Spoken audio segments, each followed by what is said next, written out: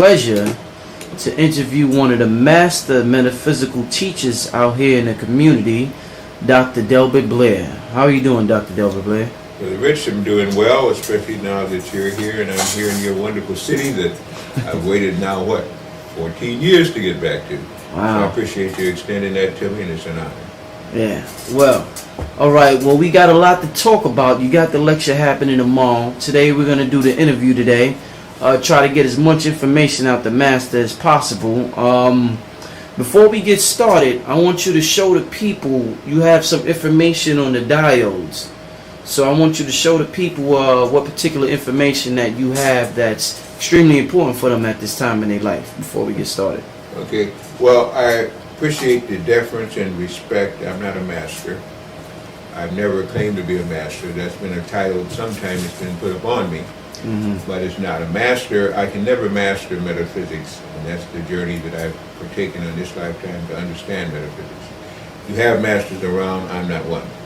As a student of metaphysics, which I guess I'll be for lifetimes, I find that there's really no other venture, anything I can do on this planet that's more worthy, more intriguing, more interesting, and more time-consuming.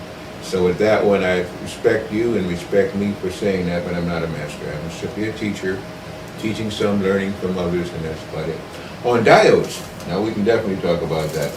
Diodes in general are two-way rectifiers if you're using electronics.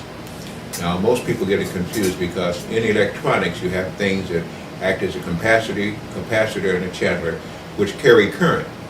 What these are natural products. There's nothing electrical about them. They're made from magnets and crystals, and the whole catch is a secret formula which nobody so far has been able to back engineer, and I've had them to say, oh, I can make this into, I said, hey, go ahead and try. What they do is to stop the low frequencies that are in many things that are called now radiation from harming you as much as they normally would, and completely stopping them on some levels. Now let me explain that too. We have in 251 major cities here in the United States, towers. There are 252. There's one that it doesn't. These towers have different heights, and the heights and the way they look mean certain things. You have some towers that are used for cell phones, for government defense switches, for carrier ways, for utility companies, and then sometimes some just plain boxes that corporations use to cheat and not have to pay for some of the facilities that are being used. But the ones that you see that are for the cell phones can be very dangerous, and the ones that you see that are 360 foot tall, who seem to have shields or screens up their veins on them, they're extremely dangerous. Those are used for mind control. The other ones, which I'm now going to go into for defense of, are used to get cell phones and things like this working. All the cities now here are talking about Wi-Fi, and they're all talking about next year when all cities are major Wi-Fi. Well, all cities, 251 of the 252 major ones again, went Wi-Fi some time ago, which means that there is now a carrier wave or wind or an energy that is now transmitted without a wire directly to an apparatus. And one of the apparatuses that everybody has is a cell phone. What's interesting about the cell phone is that now some people now have 2 and 3 cell phones in one family. They're getting as common as television sets, and when television sets first came out, of course, they were very expensive. Now they're economically feasible. So when you use that cell phone, and I see you've got one there too, and I've got one here too, but the difference between those that are aware and those that aren't is what's on the back of this cell phone. And this cell phone here, there's a little gadget, and that is called a diode. Put that up. Let me zoom in. There you go. A diode that you see there can be bought by anyone that wants it. We're one of the distributing places and companies for it, and that's what it looks like when it's packaged. You put this on your cell phone, and you put it right over the battery or any other flat surface. What that does is to raise the frequency of the cell phone wave that's coming in to make you be able to hear audibility, to hear sound at it again. Low frequency, and it's very easy to understand, is very dangerous. The lower the frequency, potentially more dangerous is that frequency. High frequencies, well, our whole planet is full of high frequency. We walk through a sea of frequencies each day. In fact, if we could see like an X-ray machine or so, we'd be afraid because we'd see lines of energy just everywhere, like cobwebs and spider webs. But the low frequencies are the ones that are bad for the central nervous system, for the left and right hemispheres of the brain, for the eyes, for the ears. Everything electrical and everything magnetic within your body, they tend to distort. And when you use these cell phones, the potential now, it used to be a big argument about it. It was a Dr. Carlo at one time that was hired by some of the manufacturers of these cell phones to prove that cell phones were safe. Instead, he said after 8 months study, they're far from anything but safe. And I have to agree, as many other scientists and researchers do agree, they are very harmful. The potential, when you hold this thing up to your ear and you start talking, after 4.5 minutes, your whole, if you could see that, and I'll be showing it at our lecture tomorrow, some of these infrared photographies and stuff like this, everything in there begins to turn red. Red means radiation. Low frequency, harmful radiation. When the diode is put on it, within 5.5 minutes afterwards, all that is corrected.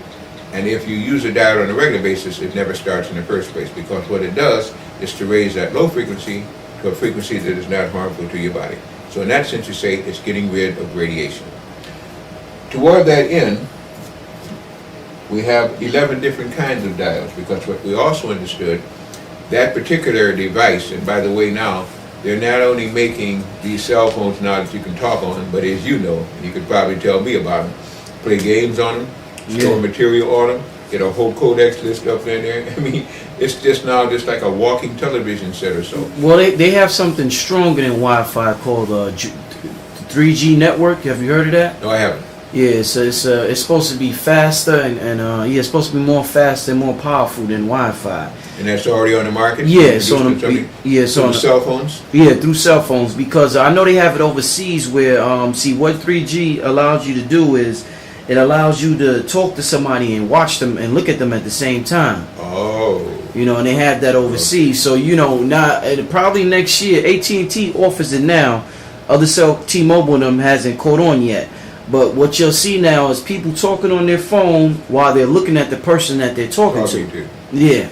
I didn't know, but you call it 3G. 3G network, You just taught me. This is why I say I'm not a master, I'm a student. I always will be a student. So, in doing that now, you've got what you've got is a TV, radio communicating device that also is being used now to transcript your own sound and audibility. With that in mind, it makes it even more dangerous, because it now means you're using television-type carrier waves in addition to the sound waves, in addition to all these other things you're using, which means that all that energy is now going into your head. It means that all that energy now is potentially frying your brain, can cause damage to the optic-thalamus nerve, to the tympanic membrane, to the throat, and of course, since this is your head, your brains. And I think most of us need brain repair anyway. I know I do. I definitely can't have anything that's going to cause my brains to be deficient or any of the neuron centers or so to operate on a lower frequency. So all the more reasons why I say you need diodes with these things. In addition to which, there are people that walk around and they have in their ear something that's called a Bluetooth. Yes. Now they've even got some new higher modifications for that, but let's just take the standard Bluetooth. There was a convention that they had in Las Vegas this summer. It was an electronic convention with companies from all around the globe coming there to display their products. And they came out with a blackjack, a BlackBerry, and some other things. Samsung came up without giving plugs.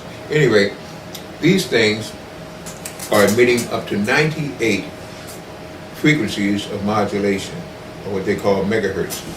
2 megahertz is sufficient.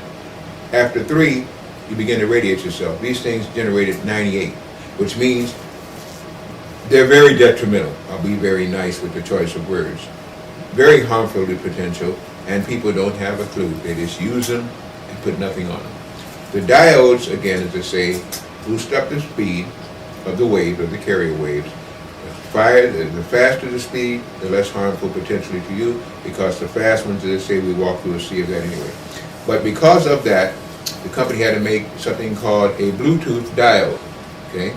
And it's a digital. Almost everything now is no longer analog because it's much too slow a frequency carrier wave. Well, that's the question I want to ask you. You know, because you know they're changing. All the televisions is going from analog to digital. That's right. I think it's next year. You're gonna have to, and if you don't want to switch it from analog to digital, you're gonna have to get a converter box or something like that. That's right. and then they make you pay for it too. Right now they're giving it away. That's also a lot of interest behind that too, because when they do that, that's not the reason that they're doing it. They're doing that because they want to be able to control all frequencies within your body and all frequencies within the neighborhood and everything else. With analog, they can't do that. That will also mean, as I've also told people, again, anyway, you saw that one, this is the one for Bluetooth, it's digital. When they have their way, this nebulous day, these people who seemingly want to play games with us and look at us being kids, and as I state again, there's no such thing as a soul birthing a kid, you birth children. Yeah. Kids means baby goat, to the goat god Baphomet, actually sacrificing you to a lower species at birth, which you're not, especially if you have melanin, because it helps you to increase your frequency on everything else you're doing. But because of that, they want control.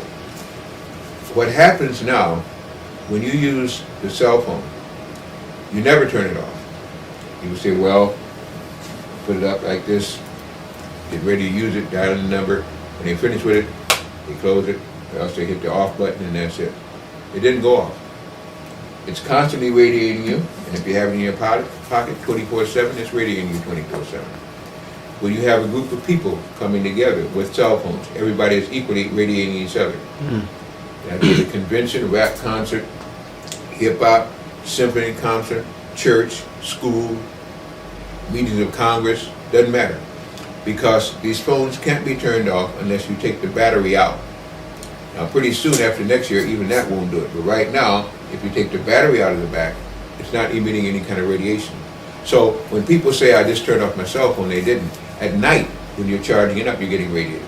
Along with the TV that's in your room, your radio that's in your room, your hair dryer that may be in your room, every other thing like this. All of these are emitting low frequency.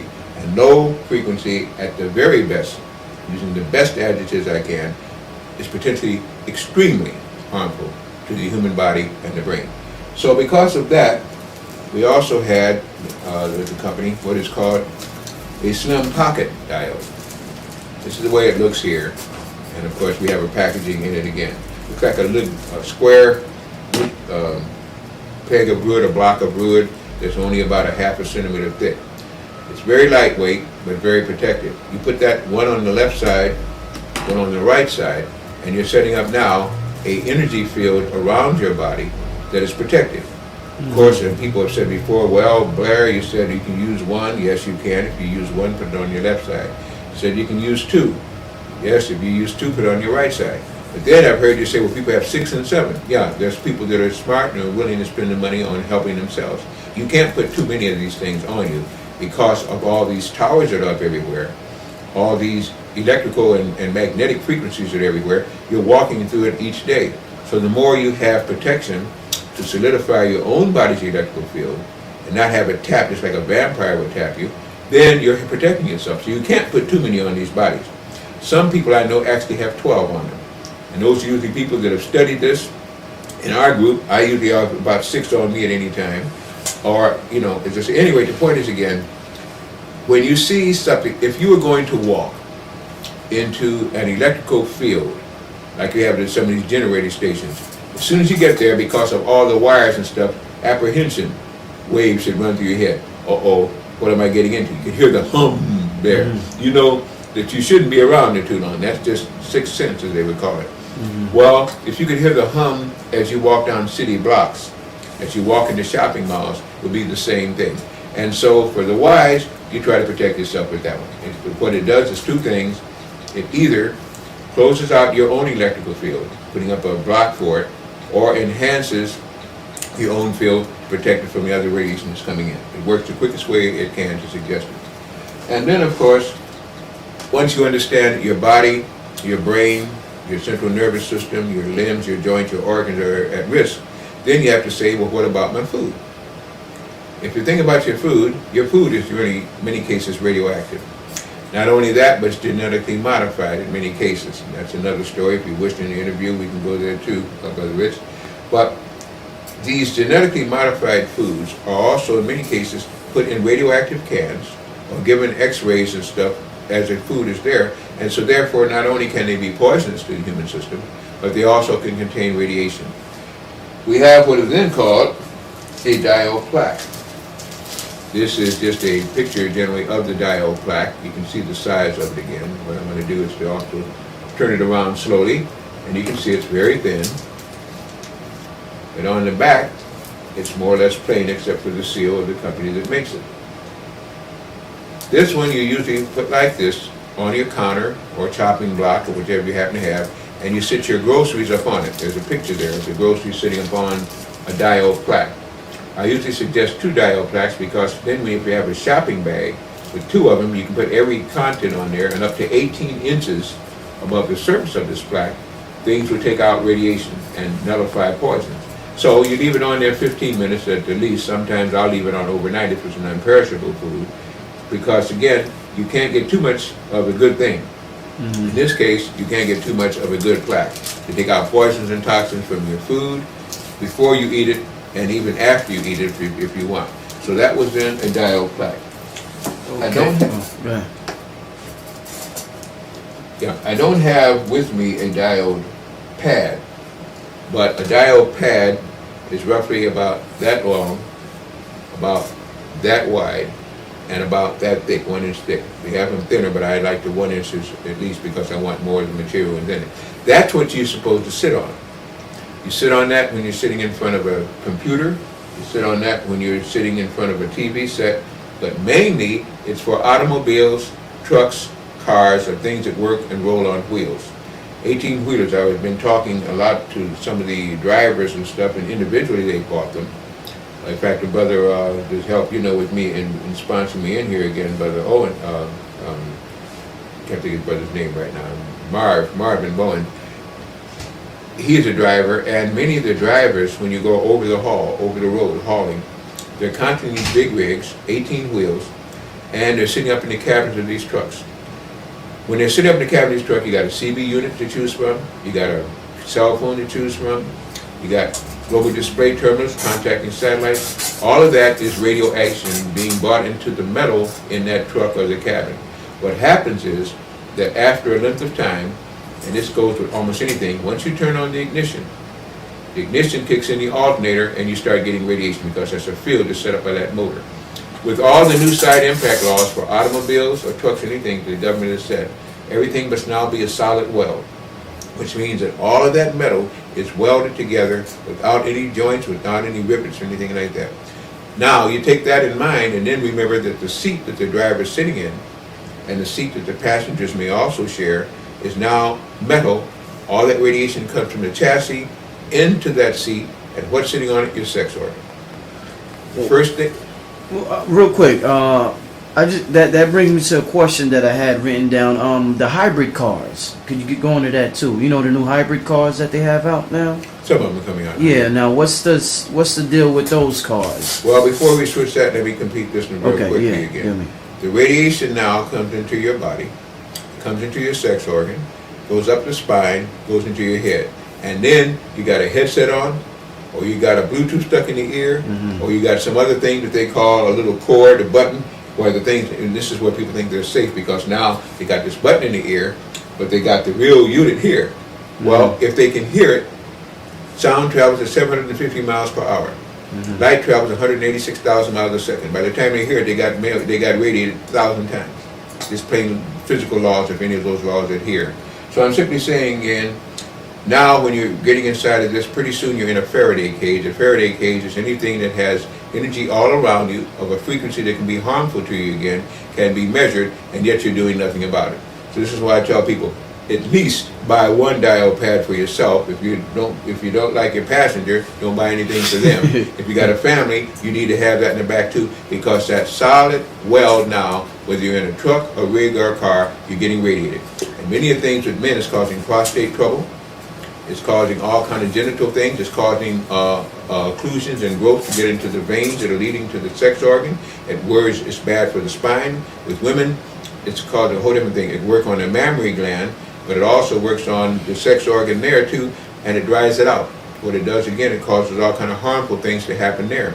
In addition to which, it's also working on your sciatic nerve, which runs up from your ankles all the way up to the buttocks, and pretty soon now that's getting radiated, so your leg starts to draw up. So I'm just showing you again, people don't even see that, and I say just purchasing a diode pad can avoid all of that. Now you mentioned on the new cars and things, that's another whole thing too. I've heard that they've got prototype cars running electrical, which they had a long time ago. They had an electric car that came out in '47. Just like they had the Tucker car that was working on a rotary engine principle. They banned all of that. Told people they shouldn't use it. Bought them off the market. Why? Because they didn't want you to use anything that is not going to run on fossil fuel. And that's another thing that's bad, because there's no such thing as fossil fuel, simply because it means that all the dinosaurs went to one spot and died, and you can tap into their decaying carcasses. This is not fossil fuel. There's nothing fossilized about it. It's a planetary fuel that every time you use it, you're harming your planet. That's another physical thing there too. But back to the cars you're talking about, we either have to work on electricity or magnetism. They're not going to release magnetism to the public because they use that in black projects. And that's not black with black people. That means black projects that are undercover projects. So they're not going to introduce that. So all you can do is come up with electricity. And if that electricity is low, then you're still in trouble. Because it's the same thing that happens now when you have a battery in your car. Turn on your ignition, kicking in your alternator. It's just that that won't have an alternator unless it might have a resonator in there, but not an alternator, and you're still going to be in trouble. But they don't tell you that either. The only fossil fuel thing there is that carbon that is hydrolyzed and put moisture into the air that comes out of your exhaust. And as you know, again, if you have an exhaust and your motor is burning fuel, you put a banana in there, notice this, you put a banana something there, it's going to stop it up. And of course, it's going to make the motor either explode or die out, because it's going to stop up the air to mixture. The whole thing is air mixture with it. If the air mixture is refined and good, you can put it back into the air, and you can put a catalytic converter on it to the air, and it will not be harmful. They don't tell you that. But if you don't, then you're getting poor carbon being released. And of course, this is always bad, because it's something that was original that now is being burned up, and you got a residue from it again. So I simply say this: understanding what I do about the kind of forces that now govern us. And of course, we always say it's our government. I don't know what our government is, because it's not for, of, or by the people at this particular time. Then it's a matter of what do you do for self, and what is this government, or what are these officials going to release that's going to be good for you. In most cases, and I'll take a break with you on this one, most cases, most of the things they're releasing and doing are not good for you. But the 1% of things they do that may be good, I see 9% of things that are not. So I simply say again, the hybrid cars and all, I have to wait and see which ones make the sales and which ones they let the public have. Okay.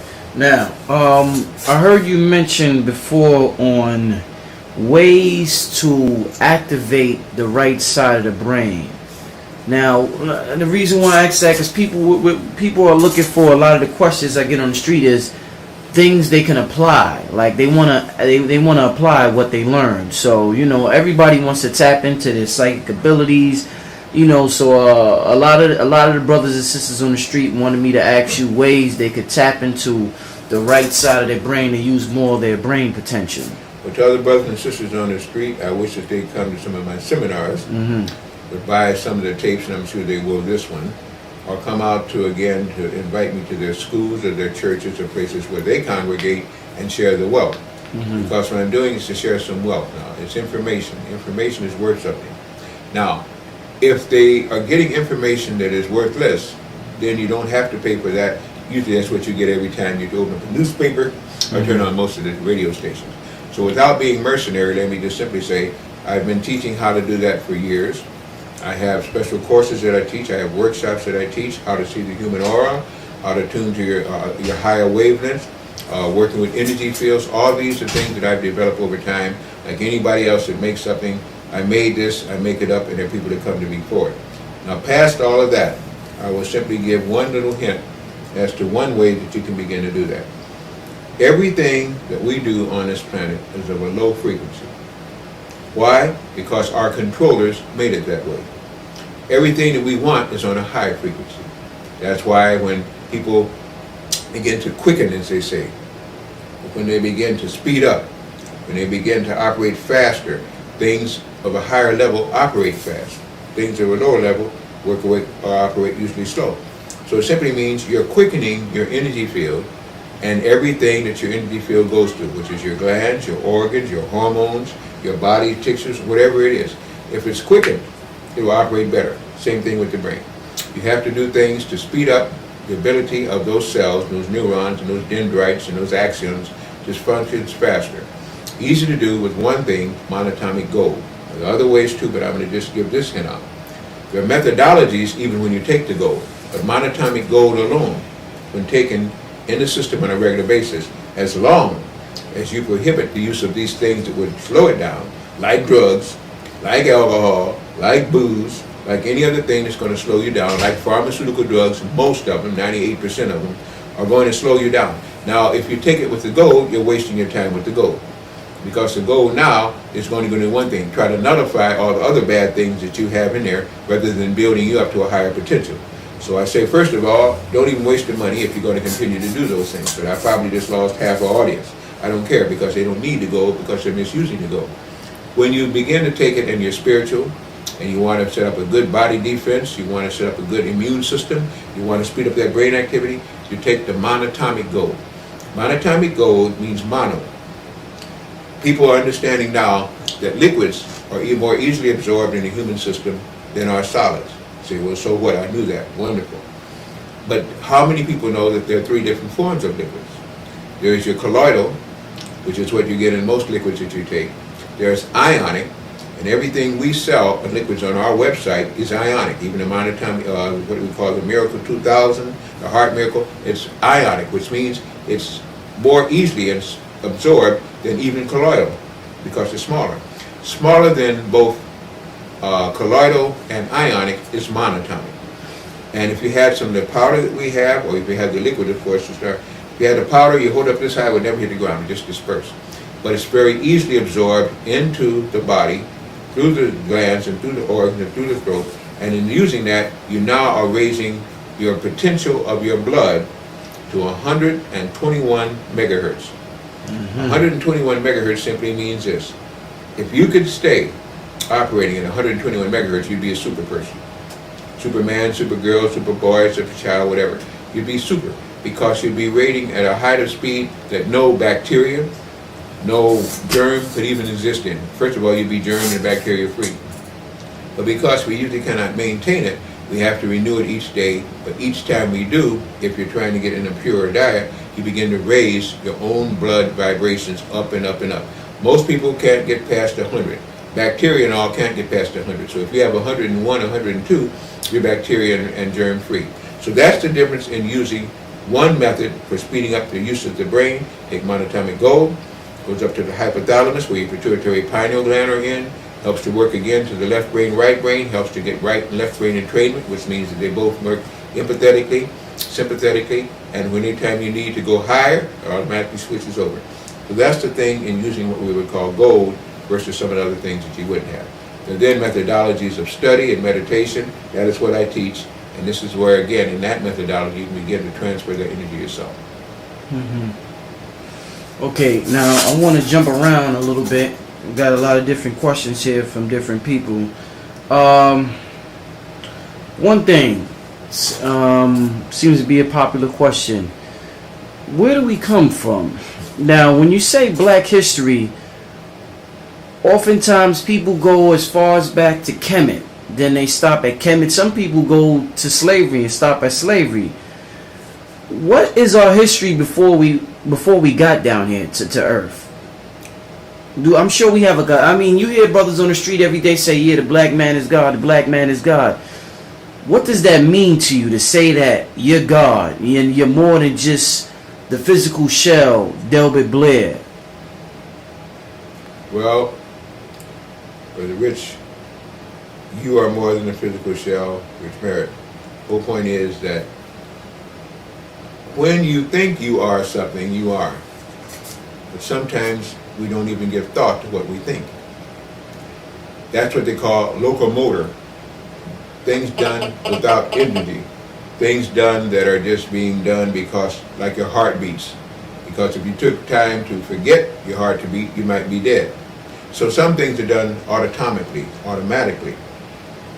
in the case then of you beginning to say, well, where did the black man come from and why the black man had this and not had that? At one time on earth there were nothing but black people, but not for the reason that is very proud and say that. There's a reason for that. At one time the earth was so messed up through a radiation war that the only people that could survive had to have their skin turned jet black. Hair wouldn't even grow because the whole body was being charred. And because of melanin, which is a gift from the Creator, one of the biggest gifts and best gifts you can ever get in a physical life, their body had adapted, stopping all that radiation at the skin surface, and so therefore they had to be black to live on the surface. Their lives were shortened. They could not get longevity in a radiation field unless you can control it, because it shortens everything you're doing, cuts down your livability time.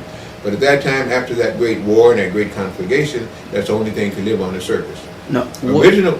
What great war are you referring to? Well, this was an altercation that most people aren't even aware of. A time when there was a big battle between the moon and our planet, when there was an interplanetary war, and many things. This is an old planet. We're talking billions of years old.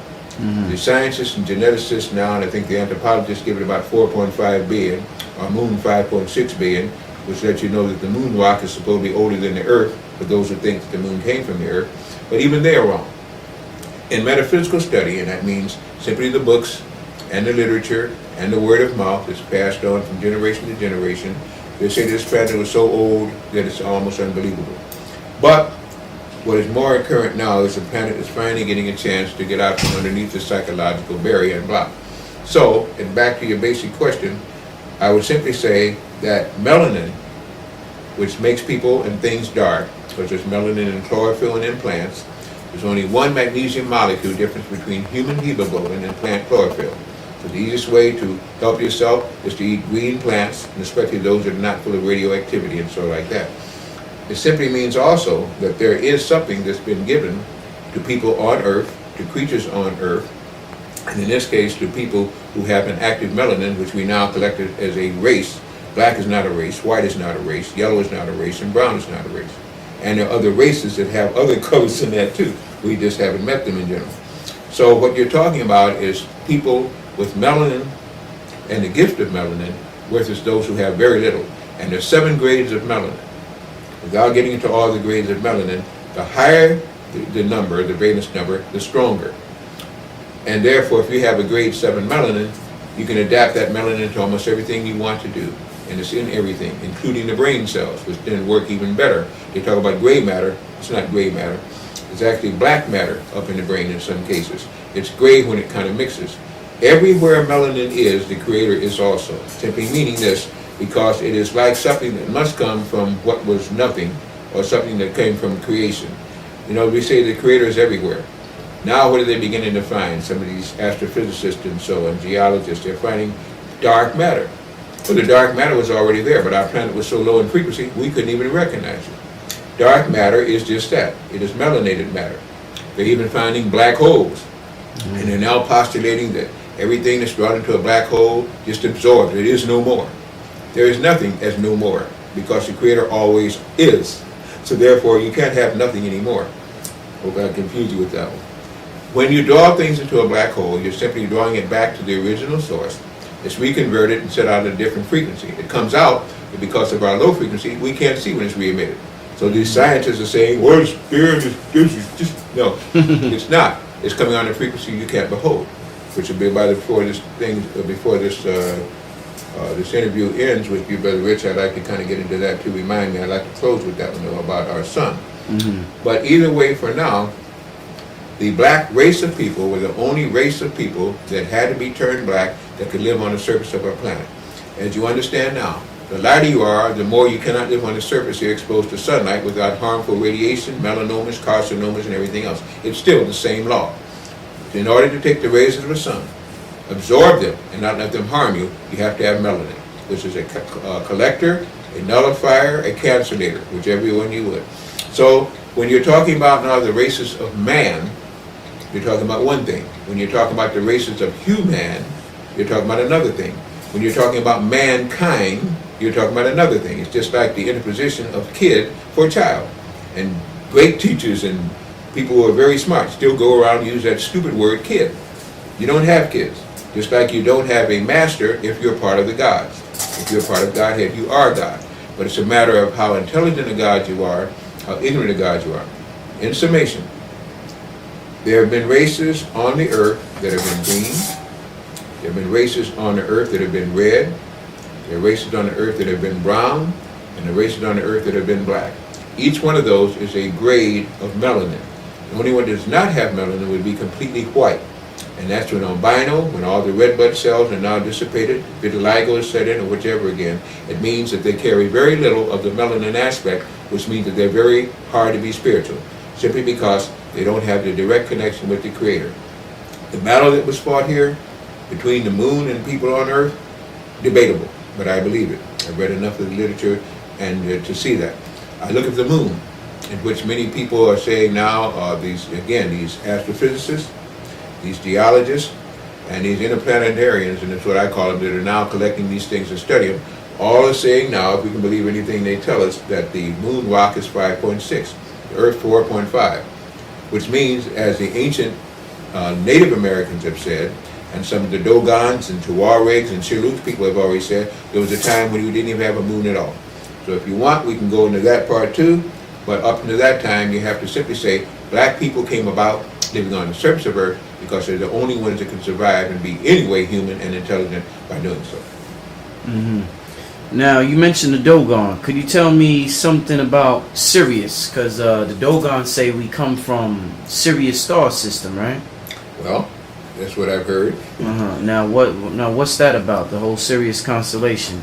Well, the Dogons are very interesting. The Dogons, again, if you read their history, like some of the Pygmies and so, say that they came from the area of the Salton Sea, which is now called the Mediterranean.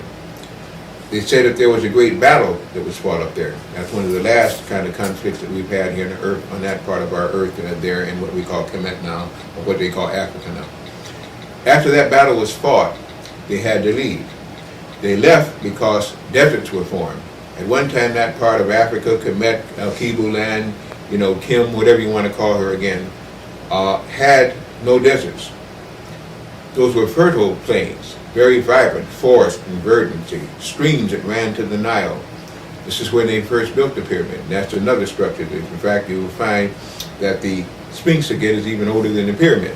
But when they built the pyramid there again, they misused that. And so they had to flee, because what has happened was, with this ray that they use and this energy they use, it actually caused the soil, which was black, full of life, verdancy, seeds, and everything else it could grow, they killed it, they blasted it. And it created deserts. Deserts are sand. Sand means that you've had something that had life that now is dead. And when that sand was created, it's through radiation. You still find that most of the deserts, or the Kalahari, whether it be a Sahara, people have even forgotten about the Libyan desert. Because when I was teaching school, I used to ask my students to say, on what desert is the Great Pyramid of Giza built? And of course, the response came in, of course, the Sahara. That's intelligent. Mm-hmm. No, it's not intelligent. It means a limited understanding of history. It was built on the Libyan desert. But that desert has enroached, meaning it has grown. And now it's just one big desert because of the radiation and the poisons and toxins that were released there. It's one of the penalties of the black man who were responsible for that. Let's get back to your original question. The Dogons then, all the way down there to the Cape, as they call it now, the Cape, that's not what they called it then, and they had settlements there. But you will also find that the Sioux and the Tuaregs always tell you the same thing too. But the Dogons then said that they were taught by a teacher by the name of Oannes. And Oannes, the fish god, came and helped them when they got that near the ocean, because they said they could not survive in those caves that were there unless they understood. They knew what they'd run from, but they didn't know what they were running to. Off of that, they began to understand, as they'd always been told by their ancestors, that they were not of Earth, that had come to Earth. And it was said that the women were brought later, after the men were there, in what was called the Merkaba. And they actually call it the Merkaba van. That's where you get our word van, and connect with the word Merkaba, Merkah and Ba'avala. They also stated that a companion to this area where Oannes came from were other stars, and that those stars had planets, and that they were going back when they died, or when their souls left the earth, to Canis Major and Canis Minor, the dog stars, the dog constellation. Canis Major, Canis Minor, which are referred to as the dog stars. Of course, most of the brothers now are hip to Sirius, and this is where they step in and say, well, Sirius A, Sirius B, there's Sirius C and Sirius D. Remember I said this to you. Okay? But all that means is not just a binary star system, but on rare occasions you can even get a trinary star system. And all planets and all suns don't have to show light. It's another thing that has to be understood. Because where darkness is, melanin exists, but it may be on a frequency that you can't understand. Not meaning you, but people in general. So that's the story that I understand that they tell, and they understood that if they can make amends with themselves, their souls would go back after this incarnation, back to Sirius or the dog star, where things were a little bit better. It's not perfection there either, but at least it's much better than what Earth has, because Earth took on the laggards, and that's another good story. When you say laggards, what is that? I figured you would. You got a revealing tape here, much more than I usually give. I usually try to segment into one subject for that reason. But in this case, I agreed to do it, so I will do it. The laggards were misfits, disenfranchised, nobody wanted creatures that lived on many planets within this particular system, within this galaxy. And there are many galaxies. Not universe now, I did not say universe, I said galaxy.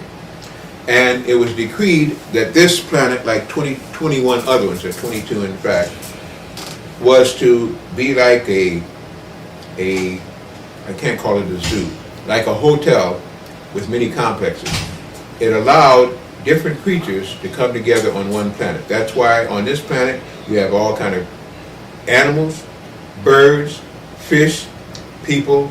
You have hot, dry, deserts, snow, waterfalls, salt water, fresh water. Everything here is like a habitat, a perfect habitat for almost anything that wishes to come here. The one prerequisite was that they were supposed to try to learn under a certain time span, and then they could move on. Well, some of them there, they never got cured. They were recidivists. In this case, they brought in, since they had great teachers here, and a wonderful, beautiful planet. This planet is beautiful if you've traveled on it at all. I've had limited travel, but I see it's beautiful. They came here to learn and to be re-educated and to be taught, or to be confined until they could change their ways. Well, what happened was the great teachers here thought that with all the kind of things going on here that they could do something with it, but they found that some of the laggards were incorrigible, and instead of them coming here to learn, they killed the teachers and began to teach themselves. So we got a big problem here, and those are what they call too, it's the time of the return of the laggards, or the bringing forth of the laggards. The white race, or I don't know if you want to refer to them as a race. David Icke, other people as well, talk about reptilian shape-shifting. Blue-eyed, blonde hair, Queen Elizabeth, George Bush, they have the ability to shape. Now that theory is mainly speculated upon in the white conspiracy theorist community. In the black community, we feel as though they can't shapeshift. They don't come from nowhere but the caves. There's nothing spiritual about them. They wish they could shapeshift, but they have no spiritual essence to them. How do you weigh in on the whole shape-shifting, reptilian debate that's circulating, whether it exists or not? Well, my 3 cents that I'll throw in is that there are shapeshifters. There have been shapeshifters on this planet since the time it was organized. And even when we go to the 5th dimension, which I want to end on with the sun thing, there'll still be shapeshifters. Now, what is a shapeshifter? How does a shapeshifter shapeshift? And if they don't exist, why do people ignorantly believe that they're shapeshifters? You shapeshift every night. Every night we go to sleep, and nobody questions where do we go. I've often asked, do you punch a ticket? Do you have a transfer? What vehicle do you use? How much fuel does it take? And where do you go? Everybody on earth that has a soul sleeps. Unless you're very refined, and even then you may sleep at least once a month. Sleep merely means that your body can no longer hold the soul because it's run out of energy. and the body becomes so despicably horrible to the soul that until it cleans up itself, the soul leaves. So each night you die. You will die every 3 days, or you will die standing up. People go to sleep standing up. People had guard duty, just go and sleep. They'll still be with you, they're still there. But you have to go to sleep because the energy in your body is not strong enough to maintain you. So you have to get out so the body can renew itself. You, as a soul, go out and receive some energy, jump back into the body, and then you go. Now, if that is the case, then you have to ask, what trip did you take? Where did you go? What is the action? And what is the reaction? That is another whole case of study. But I simply say, each night we die. So death is only death when it's final, for what we think is final. When we die each night, we're going to be reborn. If not, then you got obsequies, funerals, and everybody's mourning. If you do, hey, you made it back. But sometimes we get back with trace memories. We have a dream. I said, oh, I had a REM state, and a rapid eye movement state, and I dreamed this and I dreamed it. It seemed so real. It was real. Because you got out of the false reality which doesn't exist on this planet to the real reality that does off this planet where you came from. That's why many people don't like to return. Many people get lost out in space and consciousness. This is why when you start talking about the speed of something, it's incalculable, the speed of something on a planet like this, because this planet is so low in vibration. Speed of light, speed of sound, no such thing. It doesn't exist in the internal world that is external to the Creator. Only exists then. When you're next to the Creator, there is no such thing as time. So for a soul, there's no time. But time it must remember when it comes back into the body, and that's when you say, I don't know how long I was asleep. I don't know where I went. Man, it was so real, was there? Because she really became real. Here is a confinement. Here is where you're here to do one thing, learn. And then the time is to show what you've learned and what you're willing to practice. So encapsulating it back to the original question. When David Icke and so are talking about people with souls and people without souls and shapeshifters and all, he's telling you the truth. There's a soulless wonder and there's souls. In many cases, the shapeshifters don't have souls. I usually classify them into womb-born versus egg-borns. All womb-borns have souls. They gestate, trimester into a female mammary, in this particular case a mammal, and then they're born at the time when they reach the frequency where they can now become physical. But they were still existing, and if you notice in the first trimesters with some people, they even look like a tadpole. Shows you that reptile organ. I'm talking truth. I don't talk lies, and I don't talk about stuff I don't understand. Many people go up half-cocked. They haven't spent enough study. That's why I tell you I'm not a master, and neither are the ones that tell you they're masters, because masters will not talk to you like this. We're students. You're a student. Whatever grade we're in is the grade of consciousness that we choose to be in. Back to the original point. There are shapeshifters, from my perspective. They operate from the fourth dimension into the third dimension. Our planet and all on this planet are presently in the third dimension, and in so doing, they're not reaching down and they're manipulating it, like a laboratory science with the guinea pig, or some other form of creature he feels or she feels is lower than him, and they do whatever they want to do. This is why they've been doing that. The catch is that if you have a soul, even though you are now on that dimension, you have no dimension that can bind you for long. Only in a state of death or sleep do you need to transform. That's why when yogams, rishimen, different, whatever you want to call the magician or the shaman, they can go into a state by which they feel no pain, because they really take the soul away from the body, stay in that dimension, and the wiring is disconnected even though the wiring is there. So they don't feel anything there. You feel this because you're now earthbound. You believe it. It's been incorporated into you, and so therefore you're part of that physical thing. But each time you leave, when you go to sleep, if you don't wake up, you don't know what's happening to your body, which lets you know that the connection is what you have to make. And when all the wiring is back in and you settle it all in, you're now physical and completely awake. There are shapeshifters, there are walk-ins, there are walkouts, and there are souls and there are soulless. That's my criteria. That's what I'm basing my consciousness on. What is the difference between the spirit and the soul? Wow. You don't play, do you? Man, I didn't think I'd ever put this all in one tape for one person, but I'm being made to do so, not you making me, telling me to do so, so I put it on. This tape must be going to go to a lot of people. In my limited understanding, with the study that I do as a soul person in a physical body, and very human at this time, the idea of a spirit is that a spirit is a idea whose time has come to a physical place. The soul is a vehicle of transportation for that spirit. The spirit is then the vehicle of transportation for the body, and all are controlled by mind. In many cases, we use the term mind, meaning brain. The mind is to the spirit and soul as the brain is to the body. I'll repeat that one more time.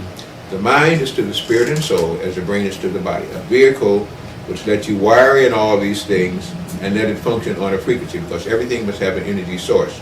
Rather than burn out the soul by going directly to that, that soul is then built to pull in the universal soul, which in this case is the sun. That's why they would tell you there's nothing new under a sun. So once you come under sun jurisdiction and are born there, you must have an energy source, which is the sun, and your soul, Saul, again, like they had their parable and allegory of Solomon, which means soul man or sun man. They're one and the same. Enough souls together form a sun. Individual souls are individual man here to learn. If you remember again that Solomon said, just to digress a bit, vanity, vanity, all I see is vanity. Because he understood then that on this plane, everything is desire. On the plane where he came from and remembered, everything was will. And I always say willpower meets desire. Desire moves inward. Takes in things because you desire, you covet them. Will moves outward.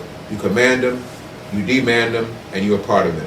Because you understand the will that is from the Creator with the desire that is from God and from lower creatures and things. So it's like a marriage. It's like one goes out, one comes back.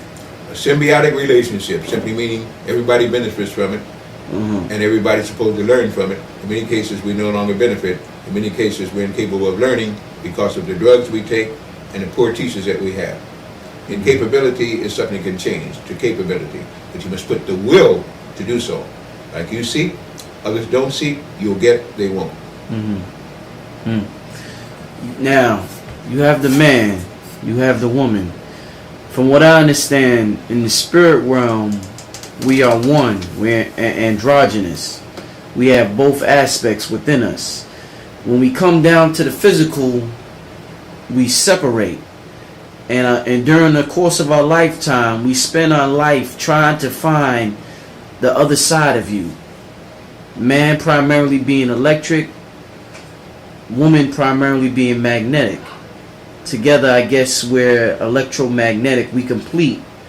We're complete. We're that one that we once used to be before we came down here to the physical. What we see now happen in society, large, and I'm out there. You came by my spot yesterday in Brooklyn. I'm on the street. I have the DVDs. Large increase in homosexuality within the black community. Young sisters as young as 13, I see outside every day, Dr. Blair, holding hands with other females. They have their, their flag on, the gay flag. Young brothers switching. On TV now, you have transgenders. On Puffy, this dude, I don't know. Have you ever heard of Sean Puffy Combs? Yeah, he has a, celebrity. He has a new show out. I Want to Work for Diddy. Transgender on his show. Next season of America's Next Top Model. Big show on television. Big show. Transgender on that show. What's going on with that, Dr. Blair? Is that because it's the end of this particular paradigm, and that's what happens at the end of paradigms? That's one reason. If you notice, when you study limitedly, and again, his story as he teaches it, which you have to be very careful of. Anytime a civilization falls, you will get, again, a lot of rampant sexuality, asexuality, bestiality. All of these things go rampant because it's now the soul who is unprogressive now getting a chance to reveal just how much progress he or she has not made. Heterosexuality means to have self-love. But you say, well, heterosexuality is when I have another partner. Not so. People talk about souls, twin souls, and soulmates. To have a soulmate is to be blessed because there is no difference, except one is in a female body and one is in a male body. That is done on heterosexual laws. By the way, I am not homosexual, I am very heterosexual. But I talk now as a scientist and a researcher of metaphysics, wherever the truth lay, go. In many cases, transgenderism and like transvestitism and so on again are deviations from the mind when the brain is not sure of what it's about. Fear induces things to retaliate against. Helpfulness and non-fear lets you be comfortable with what you are and seek to understand why it works as it does. I simply will state this in summation, and it's much too big a topic to close this quickly, but it could lead into a lot of thoughts and a lot of debates and so on like that. If a soul has had a good mating at one time on a planet like Earth, understand, third grade frequency, third dimension, and falls in love, and then one part soul devours, it goes, it dies, that mate is then gone, and then they're left there, where's my mate? Sometimes the sorrow is so hardful that the person wants to die. On souls, it means that anybody can mate. Mating is done every day. Twin souls mean that there's a lot in common. Soulmates mean that they are one. In fact, they found the other self, but only expressed in a different kind of body, which lets them even enjoy each other more. But if that soul gets out of kilter, and that mate has gone on, and then it is reborn, and the other mate's still looking for the soul it didn't have, but back here not knowing where to look, especially now, again, as the world is becoming smaller, still searching for something inside that is no longer inside because the person that they thought that they were with is now gone. So therefore, that other person now incarnates back. But maybe both of them now have incarnated into male bodies. Both of them incarnated into female bodies. But the bond is still there mentally. The bond is still there in the soul force, and they recognize that person in another body. Now, before, say they were heterosexual, but now one is a man and another is a man, one is a lesbian or a woman and another is a woman, and now they still feel that attraction. In many cases, when you do drugs, you can misinterpret that attraction. Because under the influence of a drug, the animal nature is brought out, the spiritual nature is suppressed. And so therefore, they're now attracted to each other there, but without the guidance of doing it without booze and liquor, they now would not even mate, even then.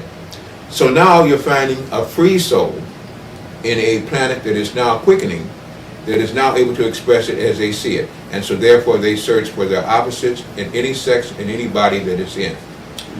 That also can be done through genes and hormones. There can be things that are applied at birth to these children in hospitals. That's why I guard women all the time having these children born in some of these hospitals where they give them 7 shots. Some of these shots messes up the brain, messes up the kind of hormones that are being secreted, and will have you loving anything you want. Many cases, again, it's been okayed now, so consequently, they feel that this is cool. This is all right. It's not even a matter of right and wrong anymore. The wrong is when you force on another person to comply with what you are.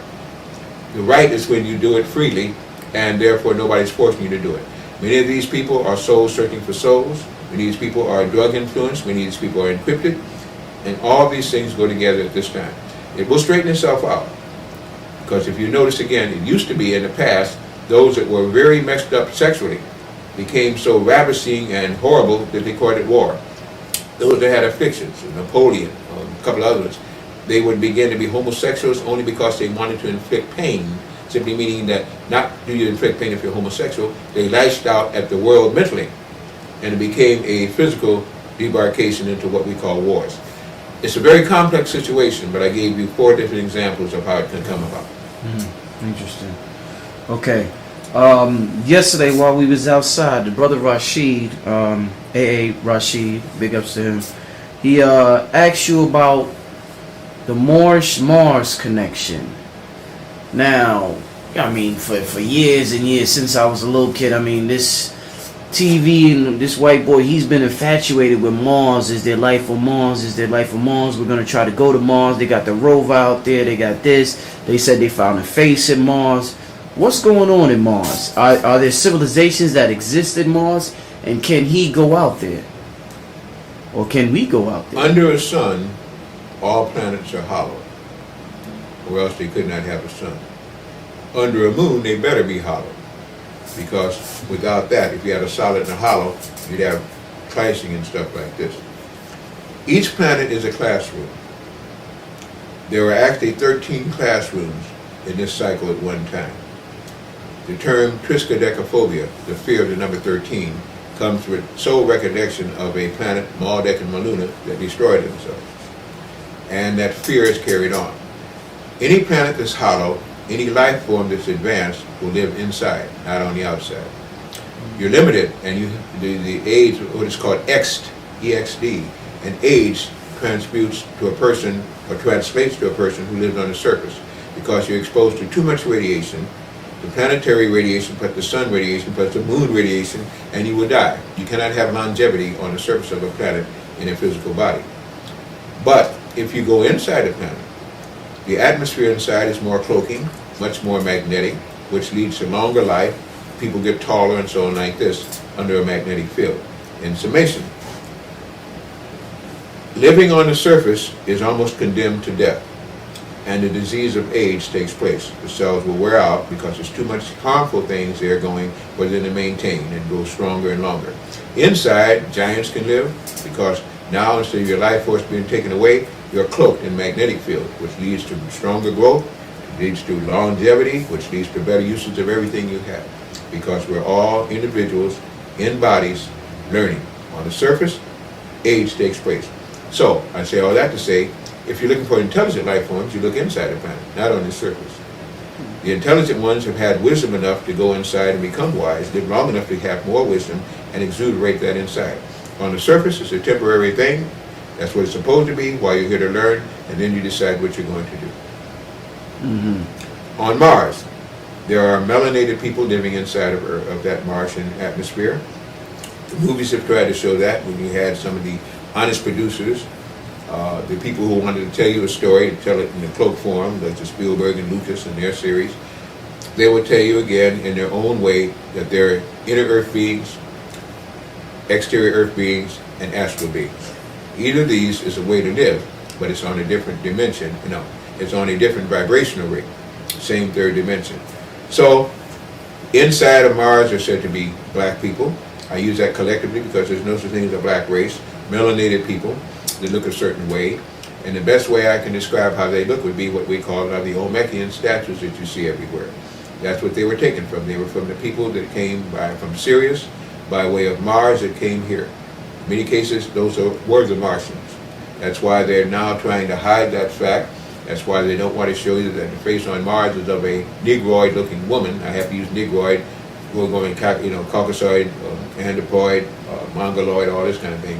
But it's of a black woman and with dreads. You can't be more descriptive than that. What they don't like to tell you, there was a post office that was there on one of the islands they invaded, and it had Our Lady of the Pyrenees and Our Lady of the Islands. Lady of the Island stamp was of a Negroid woman with dreads. And it showed one of the goddesses of ancient time. Now the Greeks gave us the word goddesses, so I'm just going to use that for the term that we best understand. And it showed this Negroid woman as being from Mars. It showed her as a planetary beautiful woman. In other words, could bring forth many races from her. What that was saying was that out of melanin many things can come. And they invaded that island, they tore up all the stamps, they wanted to get rid of their Lady of the Islands there again. But if she would take a solenoid reprint and put that over the face on Mars, she would come to life. It shows the same thing there, that the Martians had come here, that the Martians who were the Olmecs were here to teach in time, and then at the time they left. They left after having a great battle, a great conflict, and I won't go into that, it takes too much more time. But they had a great battle that was fought here when the Olmecians tried to defend against the Dracon robots that came back here. They lost that battle simply because they refused to let any more souls have to be, to be expired through that daggone process. But they also left us with the same thing that could get to where they are: melanin, pyramids, crystals, and magnets. With that, if we awaken, we can use the same thing to do what they did. They did it, and then they had to take away the crystal, the all-seeing eye of the pyramid. They took away all of the grand gallery, that whole thing that made that thing become a ray machine and a transporting machine. We see semblances of what was, but we know within our hearts what is. touch on reincarnation. Do we choose to come back here, or do we have to come back here to learn a lesson? A quarter, a third, what you choose. A third, which what you have also done, and a third granted by the dispensating consciousness at that time is what you need. People say, if I just follow my first mind. If we follow our first mind and our last mind, none of us would mind. Using trigonometry now. We are what we think, eat, and drink on the physical plane. We are what we think on the mental plane. We are on all planes. We can no longer cease to exist once we have become part of the universal soul. Then anything can cease to exist no matter how much you smash it or tear it up. It's still going back to what it was in the first place, pure mind. When we understand that death is only a state of consciousness in which we die, but the state of totality can never die, then we understand where God's experiencing a little bit of a change in environment because we needed to, because we wanted to know more when we understood everything. The more you specifically try to learn one thing, you're channeling yourself into one direction. That's a dangerous thing.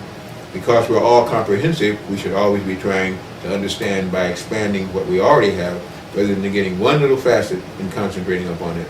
This is what's happened here. We're concentrating on one little facet of existence, a third-dimensional planet.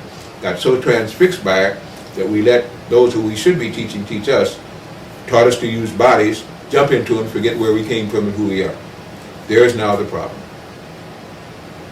So all right. How exactly did we lose knowledge of who we are? Because we went to false teachers, believed in gods and religion, and began to be retold a story that we used to tell to them. Therefore, that we helped create became our masters. Okay. Let me all right. Now I hear a lot of people speak about, we every day on the news you hear about this war in Iraq, the Middle East, whatever. A lot of people say that there's a Stargate in Iraq. Do you have any information on that? There are many who go with the concept that the names that we use now are not their names that we used before, and I agree with that because languages change, dominance changes, and the people make the language of whoever rules. Who as the ruler sets the rules. Mesopotamia 1, Sumer, underneath Iraq, Iran. You got the old Persian Empire and the Ottoman Empire still fighting back again. You have the Ptolemies fighting again. This other guy, I forget his name. That's a story that's been played out so long we should be tired of it. But because we have not learned, and because nothing new under the sun exists, and our sun is now becoming bifold, we must now go through that again. You must be able to remember what you forgot in order not to forget to remember again. Follow me? I'm trying. All right. Once you do that, then you think, this is it. This has never happened before. This is Iran. This is Iraq. This is America. This is Europe. So on and so forth again. Lies. There are no titles and names. The names change with the frequency of the brain. And we live the same dream, the same nightmare in many cases, until we learn to undo it. These same battles that were fought by the Ottoman Empire, the Persian Empire, the Sumerian Empire, Mesopotamia 1, Mesopotamia 2, Mesopotamia 3, back again souls doing the same stupid thing all over again. I say it's stupid and I should not use that because that's judgmental. I think it's a waste of time to do it. But what happened was, people are saying and bringing back ancestors. Ancestors will not return to you if they're in the higher heavens. Not even for you, because they've learned their lessons about physical reality, which is a conundrum. It is no such thing as physical reality. It's the lowest form of reality you can come from. And every time they got to stoop down and do that, they're lowering their vibrations. Rather that you raise yours. And the are saying, and so to get their attention, they already know you're here. And those that don't know you're here, you don't want them anyway. Now let me explain that. Many souls left bodies quickly in battle. Wherever you have great battles fought, there's hauntings that go on. Because the souls are taken out of the physical body like that. The spirit doesn't know what to do. The soul can't reclaim its consciousness with the sun, and so therefore it walks forgetting that time is non-dimensional forever on that space because it doesn't know what happened.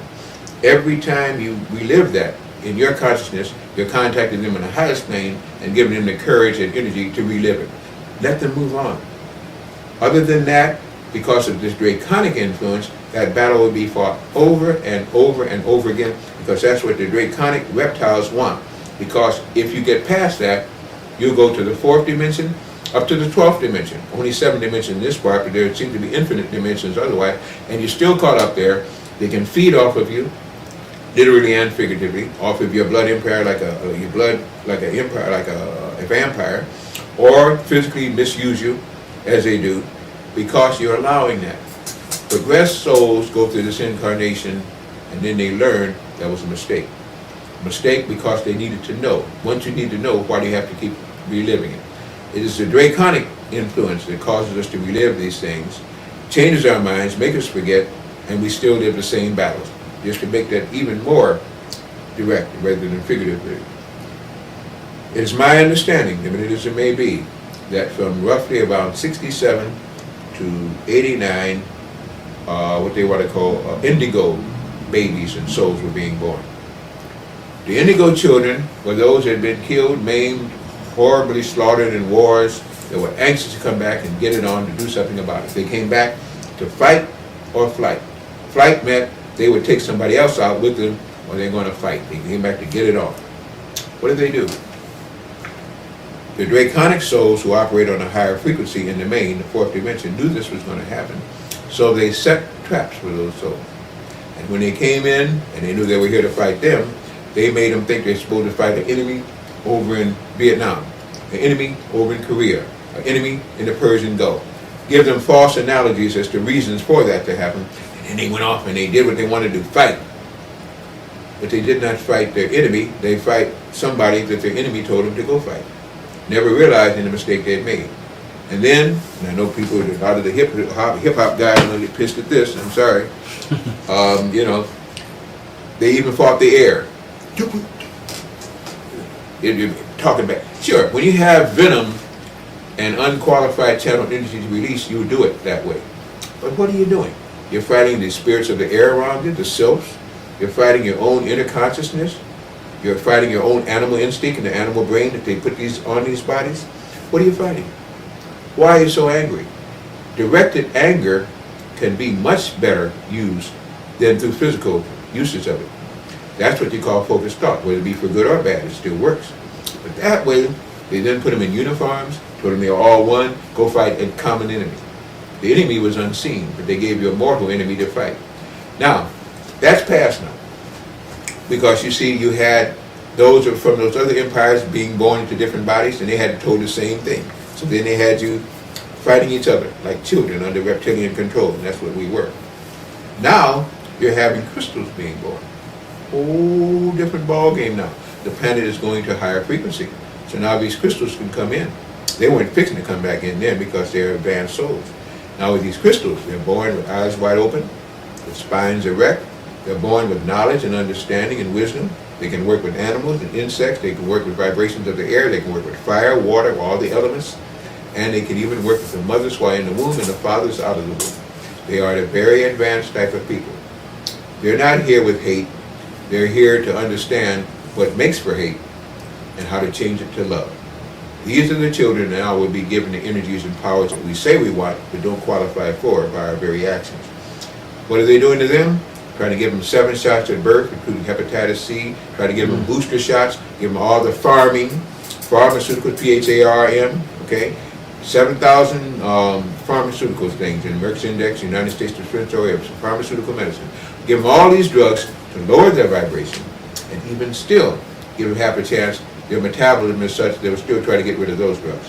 And what it's doing is slowing down the inevitable. The planet is going upward. These souls are coming in are already in higher vibration. They will either help, or when they come together and really hinder, you haven't seen death and destruction yet. Not that they're killers, but they will bring forth through them the consciousness of higher authority, which will not set. You can't live 1 minute when this planet is going to the 5th dimension and you hold an evil thought. You automatically killed yourself or allow that to come in at will. So it's a change now in matter, in time and in space. It's a change in consciousness, a change in subconsciousness, and a change in outer consciousness. It means that now these souls, and through us, and through them, if we will listen to them, we can begin to do, while even in the flesh, higher things, not making the mistake of slipping backwards, because the child shall lead them, as it is many of our mothers and fathers now. When you study the occult world, the metaphysical world, and you study how occultic government is, you find that they are big on rituals. You hear a lot about rituals, you know, just all types of, whether it's killing somebody, sacrificing somebody, eating babies. I mean, you hear about all types of rituals. What is the use of these rituals? Like, what's the science behind killing somebody on a certain day at a certain time? Because to the average man, it just sounds like it doesn't add up. Like, why would they kill this person at this time, or, you know, like 8808? They say that was a big ritual day, or on a full moon or a solar eclipse. What's the science behind all of this? Well, we've just had a 4-day full moon, which supposedly is impossible. We had a solar eclipse, which I was warning people about. I shouldn't say warn them, just simply say be wise and be aware of a solar eclipse. It was followed by the summer solstice on the 21st of June. And from the time of the summer solstice, the even time of daylight and night on our planet, moon and sun, to the time of the first, when the eclipse happened, they were sacrificing, they were putting forth things, because planets have energy fields. Stars have energy fields. The stars are what we see in the sky, but remember, all stars are suns, and there's nothing new under a sun. So what we've done again then, we've taken the energy that's drawn from a planet and a sun, which means at that time things can be transfused. Energy can enter into that planet, energy can be taken from that planet. The sun's always ruled planets. When that happens, the exchange of energy is through usually the strongest or the weakest portion of that planet. So then you have to understand what's in the ground. Where are your crystals? Where is your gold? Where are your mercury? Where are the things that can conduct energy? So you go to those areas, and they used to mark it. And I'm going to say one thing, and I usually won't share this much knowledge, but for you I will. But I'm not going to go any deeper than this. Granite surfaces have quartz crystals in them, and wherever you have granite or you have crystals and stuff, they pull and exude energy. Where you have these great big behemoths and things, there's signs that beneath there is something else. Those were markers. So it means that the earth can vent through those things, or that's what they call a natural or artificial vortex. Once you can understand that, when there's going to be exchange, you stuff up those vortices by pulling out or taking in what you want. Since we don't claim our own planet and use those, then you have a draconic enemy on the fourth dimension that doesn't care anyway, that now uses it for us. There'll come a time when we'll take back the powers to understand where the planet breathes and goes, and use them ourselves. Even then, they still have to make sacrifices, because they still can't, with all of their so-called mind control, cannot do it. They have to have that human blood, especially with melanin because of the high vibration, to still get it done.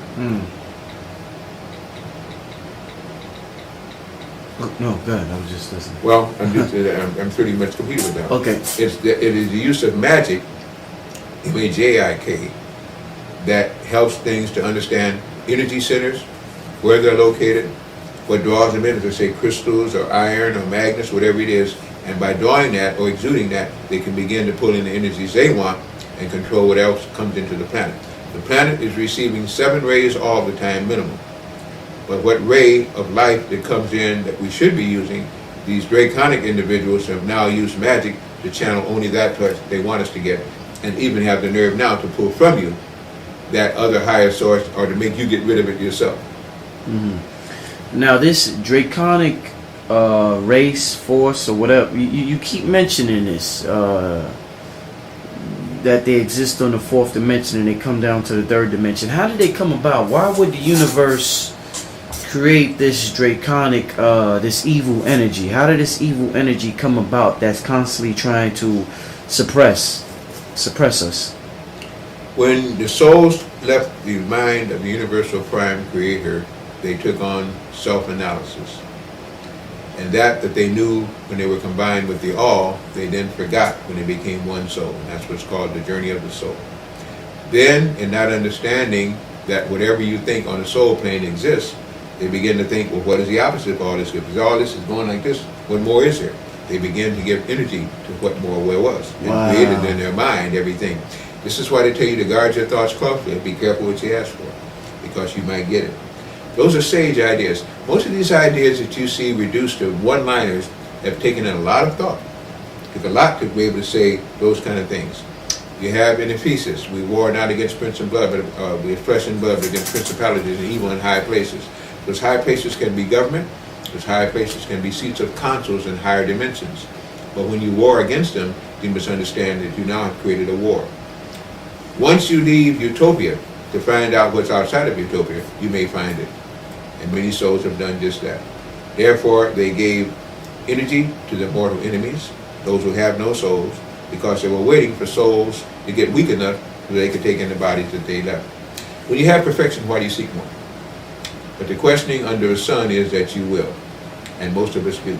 Later on, we refuse to hold certain thoughts, and they train you to do that. Once you do that, you're taking back the journey of the soul and not letting those that you've created control you any longer. Interesting, very, very interesting.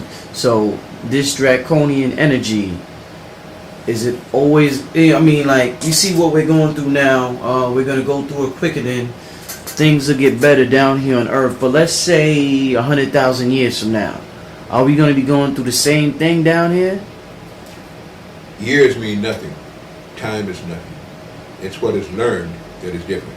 You won't be doing it down here. You may try to do it up there, but dimensions have no parallel. They have no ups, no downs. This planet you will not be doing it on, because this planet, and now we're going to get into some mating qualities and say I want to do this near the end of the tape, so I hope that you're ready for that, because now when I move into this is where I'm going to pretty much have explained everything I can explain or want to explain at this time, or able to explain at this time. The planet is going from the third dimension to the fifth dimension. It simply means you're going from kindergarten to advanced degrees. No, to college and universities. You skip middle school and high school. If you do that, then you are supposed to have a little bit more knowledge, which is supposed to be leading toward wisdom, and a little bit more perfect than when you were as a child. Remember the old thing? I was a child, I spoke to the child, I did the child, looked at the child, and I became a man or a person in consciousness. I put away childish things. The planet is putting away childish things. It's begged for it. It's asked for help. And that help has now been granted. The planet has been allowed to go from the third to the fifth dimension. On the fifth dimension, they don't war. On the fifth dimension, they don't have a lot of evil, negative things. On the fifth dimension, they can travel in mind anywhere they want to go. On the fifth dimension, they create as they go if they want, or they understand whatever they create they're responsible for, so they don't use creative energy silly, like we do. We throw away our sperm, we throw away our egg, we throw away our energies, we throw away our minds, we throw away everything on drugs. You cannot make the mistake on the fifth dimension because you won't remember how to do it. You had to relearn and recall how to continue to do the stupidity and this ignorance that we practice here. That will be taken away. But it will be taken away because now you're willing to have that being done. We have now, say and choose my words carefully, 2 sons. I always say, well, some people have 3 daughters. But I mean son with S-U-N. Our planet needs magnetism. It is magnetic energy that was interfered with when the moon was steered into to do this. This is what the Draconic forces did.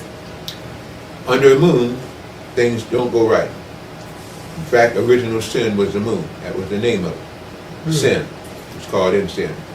Later on, the natives here call it Luna. And of course, from Luna, you get the word lunatic. It meant that any time that generating thing that was called the moon was in place, it changed the frequency to electrical. Electrical is not what you need. There are 3 types of energy that a planet under a sun can utilize. Each one will decree what will be born on it and what will happen to it. Org energy is the highest one under a sun. Org means organic, orgasm, organism, original, It is orb. It is from the Creator. It is the highest form of energy of a planet to use under a sun. Step down from that is magnetism. 3 forms: north, south, and null, or polarities.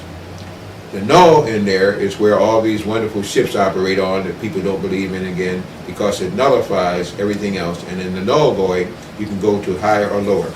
The magnetism has a high frequency and a lower frequency. Beneath that is electricity.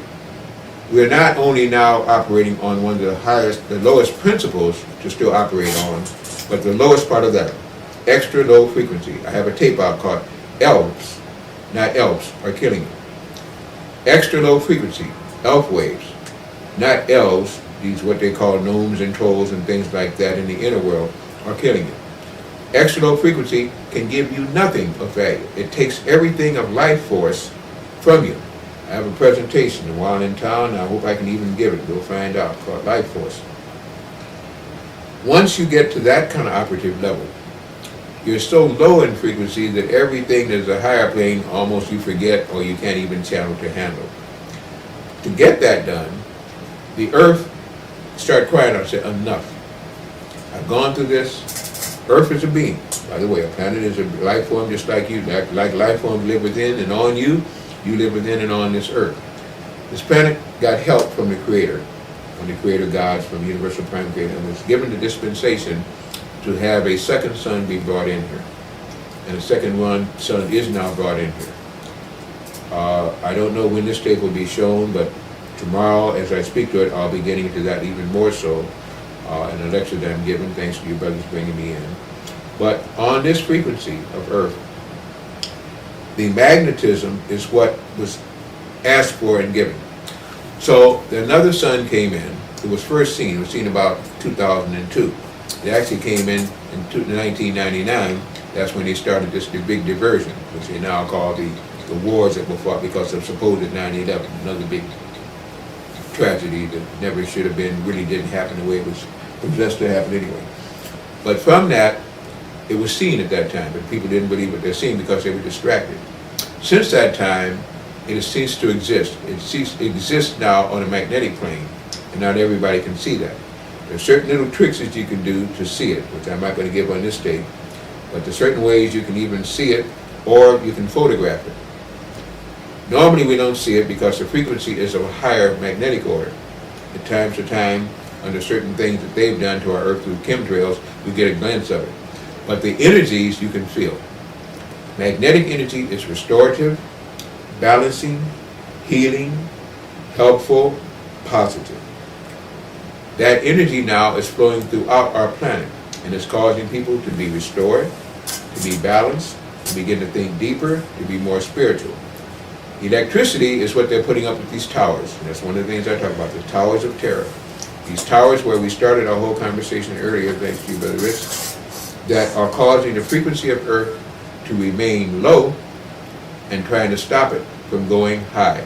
That's why they have to have so many, because they're now not only fighting the planet, they're fighting the second sun. They're fighting a planet who says, our time has come. They're fighting a planet. If you are a tenant in a building, you tear up the electricity, you tear up the plumbing, you break the gas pipes, you deface and mar that, you curse, you scream, you affect your neighbors, and you do not own the building, it's not a matter of if, it's a matter of when you're going to be discharged. We're getting discharges now. The landlord is coming back to claim the planet. You didn't own the place, you broke your lease, no time for it. And not only that, but there's going to be original refurbishing of this particular building and you're not fit to live in it. Therefore, you're going to see mass deaths now. It's going to hurt. You're going to see people leaving here so fast in all kind of ways. Because once you cannot synchronize the vibrations of your molecular structure and body with that of the planet, your physical body cannot exist. Your soul wants to get away anyway. Any excuse, you just gave it one. I'll tell the brothers and sisters or whatever race they think they're in, if they have souls, to hear these words. You cannot do pharmaceutical drugs if you have melanin.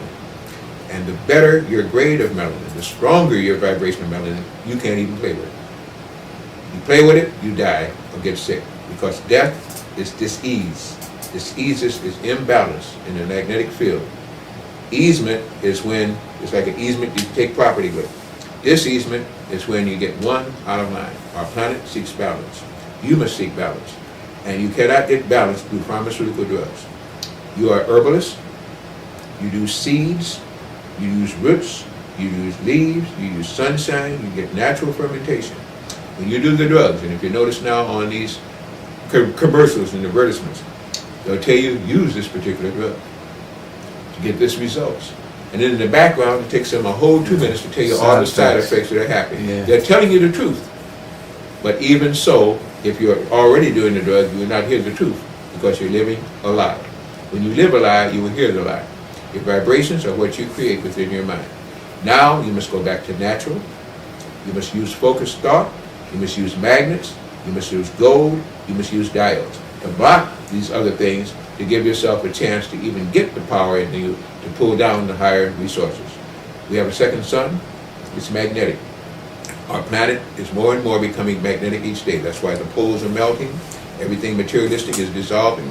But you can get through that if you can raise your vibrations to match that of your planet. If you follow the false teachers, the false drugs, the false methodology, and the falsity that is theirs, you will stay there captive. Worse than that, they even vamp you. If you will stop it, they will not be able to even touch you. You cause too much offensive, and what they'll have to do, they have to send your own kind to get you because they can't.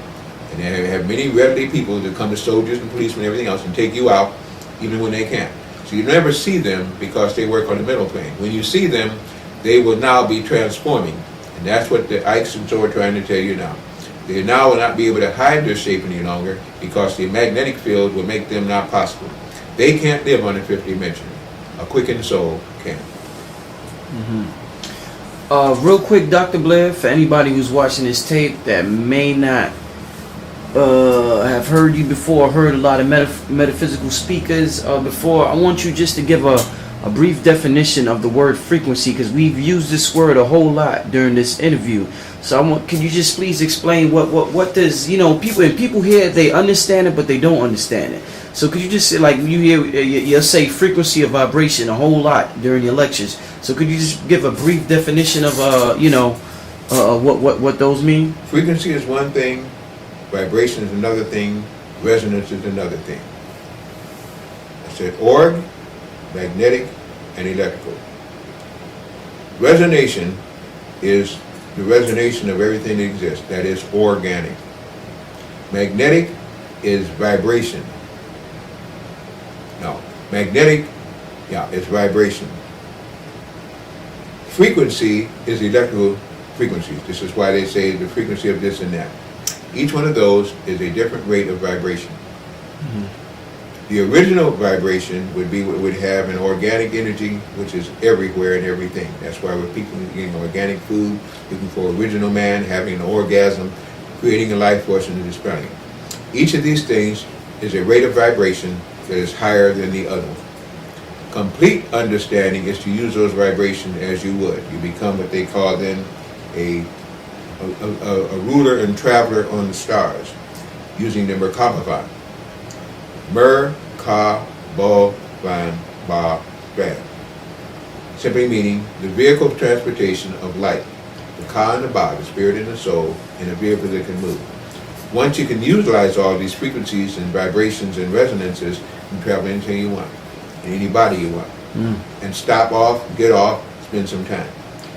The planet spending time on this one is no longer to be optional. It's going to be those who have certain passports, because the frequency now is going to go to the overall resonance of the fifth dimension. That's pretty much how I mean when I interchange it. If I didn't explain it, I did the best I could. Okay. All right. Let me also say this, if I may too, though. I don't know where you're close to on your... About 20 minutes left. Okay. You can go on there. All right, well, you could just, if it's on you, if you want to say something now, you could just go ahead and say it, and then... No, I was going to just simply say the people who view this tape are the people who have consciousness and understand where I'm coming from, and you agree or disagree. We do have websites and all like that, so I can give that now if necessary. Give them. We have a website. It's www.themetacenter.com. Now you have to put the prefix the, THE, because We registered in 73, fortunately or fortunately, and it's registered as the Metacenter and Aquarian Church. People have stolen Metacenter now. Yeah. So if you just dial Metacenter, Something else. and they even have a nerve to have some of my tapes up there, which they never paid me for. Wow. And therefore people think they found our site. It's not our site. You have to type in the Metacenter, TheMetacenter. So it's www.themetacenter.com. There we have pictures of monatomic gold, and there's 9 different kinds of them. We have pictures of our magnetics. There are 39 different kinds of them. We have pictures of the diodes. There are 11 different kinds of them. Each of those things are tools that I suggest everybody try to use. The diodes to protect you from radiation and to let you still use the technology that makes your life easier. The magnets to speed up pain, to speed up healing and take away pain, and to have that red blood cell that has iron in it take on the oxygen molecules so you speed up and it draws it to the area of need, whether it be your veins or knee or back or wherever. And of course the monatomic gold, which lets you rise to a higher dimension, put your whole body on a higher resonance from the frequency that you're now usually used to. So we saw problems. I saw problems. And as director, they granted me the right and the consciousness and the time to search for solutions. We offer solutions up there. Brain boosters that are natural. Pain relievers that are natural. Augmenters and enhancers that are natural. Things that can work for sex. We have sexual things for male penises and stuff like that to draw more blood and stop these PSA tests, these positive antigens and stuff, what they're doing. Things for females. All of these things can enhance the drive of energy for sex, which is also life force. We have found everything we could. We have immune system enhancers using echinacea, using about 18 different things for immune. Delineated olive leaf extract, rather than just olive leaf extract. We try to get the best. And of course we have, the monatomic gold, which to me is one of the best things you have. We have it in a liquid form, which you take it, it goes to the small intestine, or we have it in liquid form that can go and aspirate, go up to the hypothalamus. We have it in a powdered form.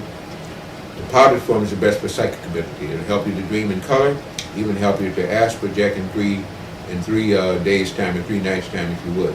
The catch is, don't start using the gold if you're not going to give up your bad habits. And if you know they're bad habits in the subconscious, the gold will bring that out and make you argue with yourself. Because you cannot lie to yourself, even though people try. To lie to yourself, you have to use the drugs, and you have to get out of it so you can then lie. Gold brings you into it. So then you'll really begin to see demons and everything else, because now you don't know what you're doing. So we have things that are offered there for helpfulness, but it's for people who are willing to make the stride, who understand the quickening, and are willing to work with themselves too. So that's what I like to give up. His phone number, of course, on our landline is 708-422-6685. 708-422-6685. 24/7, somebody will answer, or the machine will answer, but it will tell you how to get directions to it. I do give lectures. I do give workshops. I have 4 workshops that I give. 1, the human aura and how to see it. 1, law and lawlessness. 1, understanding and operating on energy fields. And the other, again, knowing who you are, why you are, and where you are. Not what you are, but who you are, why you are, and where you are. These are things that I give. Hopefully people will be interested enough in giving. I thank you for letting me put that in near the end of our tape and the end of your time. Of course. All right, now we are constantly here. We know in this metaphysical community that our thoughts create our everyday reality. We are, as we sit here in this room, a collection of our past thoughts. Somewhere in your life you thought about being in New York doing this interview, and somewhere in my past I thought about being an interviewer. So that brings us to this physical manifestation. Now, it sounds easy, your thoughts create your reality, all you gotta do is think a certain way.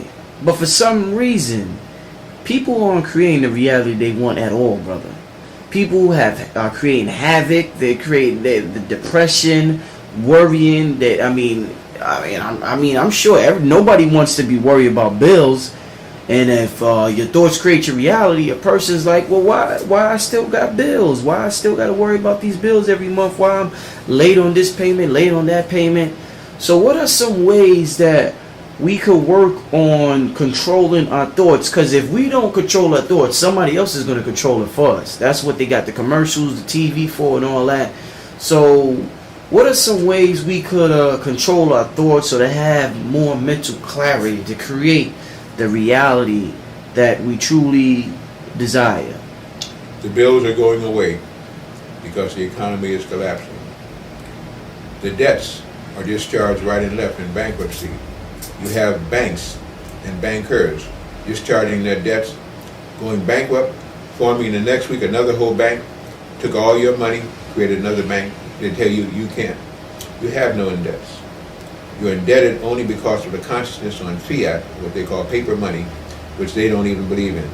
They control you through it. That's why they created it in the first place. You have now a dollar collapse. On the open market, you have both the yen, the pound sterling, and in general, the euro, which is worth now 70% more than the dollar. The peso is not too far below the dollar. Whoever thought that would happen? It is a collapse in the monetary system, which is a false system in the first place. Indebtedness is only to your creator, and that's because you chose to be separate from the creator. You're indebted to no fiat or fiat personnel. We have chosen, because of our need and our greed and their need for us, they put us under this particular thing. They don't even follow the laws they make because they have no laws. They have legalities. This is why many of the people now, and many of the brothers and sisters, and others too, brothers and sisters, having no delineation of skin, but of consciousness. This is why they're now fighting the collapse of this system. They're letting the dollar fall, the inflated dollar, because they want to introduce the Amero. If they introduce the Amero, they will have the Amero for both Canada, Mexico, and those sovereign protectorates, non-sovereign protectorates, and the United States will be one, with one currency. Over in Europe, they have the euro. In China, they have another thing for them. In Africa, they have another thing for them. They want to be able to control people's buying habits and people's minds through fear and the use of one currency now. Right now, the whole economy is gone. They tell you your credit standard now. Well, if you're finding out now, it's even been brought out that the fiat money fee, which is excess fees paid on debt loan, is now more than the original loan. That should never be. It means, again, you're being controlled. Now people say bankrupt, right off the bat they'll start making a deal with you, because when you go bankrupt, you give up the thought of ever paying back fiat money because you've already paid, and especially if you have melanin, where they've already used your labor. You know, people are trying to get reciprocity again, like this, and repatriation, and so on like this. Anything here means to undo something that was done before. Forget that it was done before, you forget why you're here and why you're in the circumstances. Remember, but then no longer obey their laws, because they are not laws. They change their laws every day. They change their lawyers every day. In these cases, we change our lawyers when you find out they're already crooked. Okay? So I'm simply saying there's only one law you have to obey. Universal law. Universal. When you do that, the indebtedness begins to dissolve, as it is now, because people are saying, you're taking my home. You got an adjustable rate mortgage. You take away the equity in my building. You devalue my property. If they can tell you that Pluto didn't exist, and then bring it back 6 months later, they can tell you your bills don't exist, but they can bring it back 6 months later in the form of fees attached to it. We're living in a false economy at a time of an awakening. All this will pass. Those people that are wise are going into gold, going into silver. Why? Because the value of the paper dollar is worse than that of the other, and no matter what they change it to, at least these other precious metals can be used. But keep in mind one other thing. They're only usable under a system that we're recognizing. People do not carry gold bullion in their pants, in their pockets or their purses. It is an accountability thing that is stored somewhere. Accountability means mental. You're always as rich as your mind lets you be if you're following natural law. You're as rich as they let you be if you're following unnatural legalities. They are not legal. The planet will soon have a time when all you'll be able to do is to exist through consciousness, getting what food you can, what water you can, because all this other will be taken away. It's a horrible thing to look at, but it must be about for the ascension of our planet.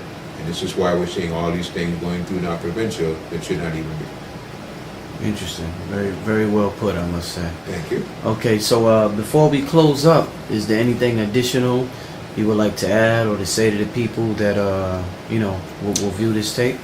Focused thought. You are never without hope. If I thought with all the hells, thinking of hell as being a burning place and bad things happening, that I have been through in my ignorance, only to have enough sorrow and sadness to understand wonderfulness and gaiety when it's brought to me. I now know how to live life.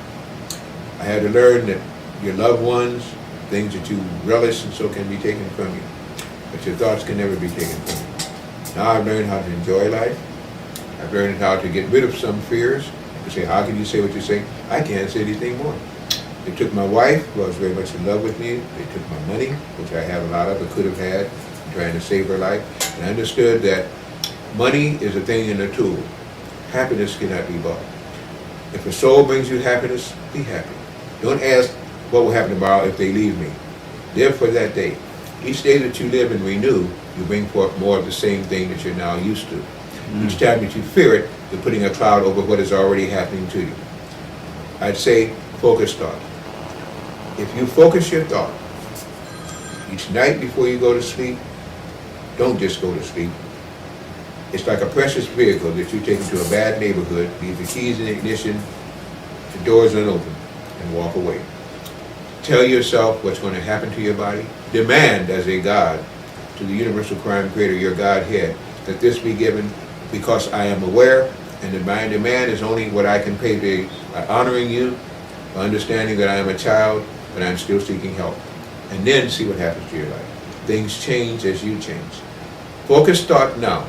Get rid of your worst enemy, because it puts you on a plateau where you don't have an enemy. They recognize this and they'll leave you alone because they won't even see you. To them, on the mental plane, you're invisible. The only ones that will still try to come after you are the ones they've mistaught, created, and then they will find soon that they will be powerless too, because when they start doing some of these crimes under a full moon or a full sun, they will get sick and turn on themselves. You're going to see that happening too. Armies turning upon themselves because of the consciousness. Focus your thought. Be happy you have life. Live each day fully as though it was the last, and you'll find that there'll be many more that will come to pass. Man, very, very well put, brother. Well, signing out. This has been a pleasure. One of the best interviews I've ever done in my short career as a videographer. I look forward to doing many more interviews with you, brother. Once again, my name is Brother Rich. You could catch me in Brooklyn Monday through Saturday on Fulton Street between Hanover Place and Bond Street from about 11:30 to 6:30. Dr. Delbert Blair, once again, a pleasure, and I'll see you tomorrow at the lecture, brother. Brother Rich, thank you very much. Creator bless us all. Stay safe, stay sane, and stay sovereign. All right, peace, brother.